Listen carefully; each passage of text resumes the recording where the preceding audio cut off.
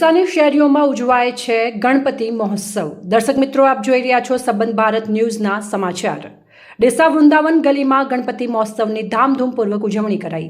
ડીસા ગુલવાણી નગર સોસાયટીમાં આવેલ વૃંદાવન ગલીમાં ગણપતિ મહોત્સવમાં ગરબાની રમઝટ જામી હતી।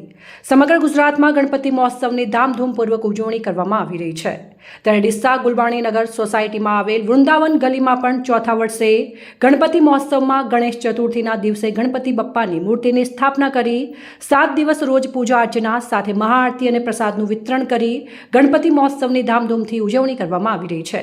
ત્યારે ભાદરવા સુદ આઠમ નિમિત્તે ગણપતિ બાપ્પાને 56 ભોગનો પ્રસાદ ધરાવીને મહાઆરતીનું આયોજન કરવામાં આવ્યું હતું। વિઘ્નહર્તા ગજાનંદ ગણપતિ દાદાની ભક્તિમાં વૃંદાવન ગલીના ભક્તજનો લીન થયા હતા।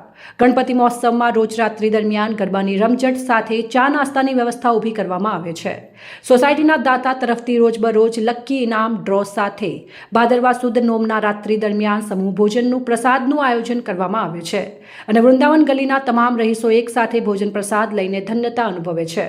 છેલ્લા દિવસે ભાદરવા સુદ 11ના દિવસે શુભ મુહૂર્તમાં નાસિક ઢોલના ધબકારે ગણપતિ બપ્પાની મૂર્તિ વિસર્જન કરવામાં આવે છે।